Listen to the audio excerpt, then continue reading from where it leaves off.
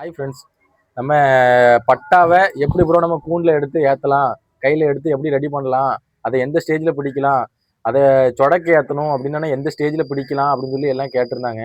இப்போ நம்ம ஒரு பட்டாவோ இல்லை ஒரு விடையோ, இப்போ நம்ம சேவலே நம்ம வீட்டில் இல்லை, அந்த ஒரு விடை மட்டும் தான் நிற்கிதுன்னா அது 7 to 8 மாதத்துலேயே கூவிடும். இதே இது மேய்ச்சவளோடு நிற்கினா 1 வயசு ஆகும் கூவுறதுக்கு. அதுவே திமிரி ஏறி அதுவே தான் தோரணையை காட்டி சேவலை விட்டு கொஞ்சம் விலகி நின்று கூவுறதுக்கு 1 வருஷம் ஆகும். நம்ம ஒரு பட்டா எந்த சேவலுமே இல்லாமல் இருக்குதுன்னா ஒரு 7-8 மாதம் கூவாகும். அந்த ஸ்டேஜில் நீங்கள் தனியாக கூட்டில் அடைச்சிருங்க. இல்லை மேய்ச்சவல் இருக்குது, மேய்ச்சவல் கோச்சாயே நிற்கிதுன்னா நீங்கள் தைரியமாக வெளியே விடலாம். அது என்னைக்கு அந்த வீரியத்தை தாண்டி கூவுதோ அன்னைக்கு நீங்கள் எடுத்து கூட்டில் அடைச்சா போதும். நம்ம தனியாக கூட்டில் அடைக்கும் போது சிலவங்க சொல்லுவாங்க கோழியோட போட்டால் வீரியமாக இருக்கும்னு.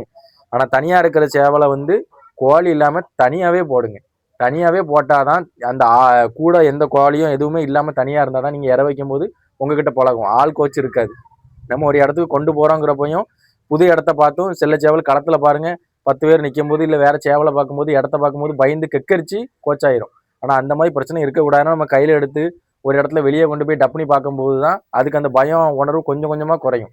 அப்படி குறையும் போது தான் அதை எந்த இடத்துலையுமே கெக்கரிக்காமல் கோச்சாகாமல் துணிச்சலாக நின்று சண்டை போடுறதுக்கு அது நல்லாயிருக்கும். அதனால் ஸ்டார்டிங்லேயே கோழி கூட போடாமல் நீங்கள் தனியாகவே போட்டு கையில் எடுங்க. நல்லா லோட் பண்ணுங்கள். இது என்ன ஃபால்ட் இருக்குது, திகையாகுதா, அதுக்கு என்ன பண்ணலான்னு பார்க்கலாம்.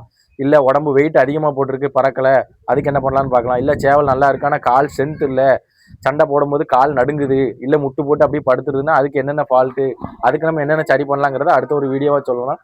படிப்படியாக நீங்கள் கை பார்த்து நீங்கள் ஒவ்வொரு பக்குவமாக கொண்டு வந்தீங்கன்னா தான் அதை ஒரு களத்துக்கு ஏற்றுறதுக்கு நல்லாயிருக்கும். என்னென்ன ஃபால்ட்டோ அதை பார்த்து சரி பண்ணுறவன் தான் ஒரு நல்ல பேட்டைக்காரன். அதை பார்த்து சரி பண்ண கற்றுக்கோங்க.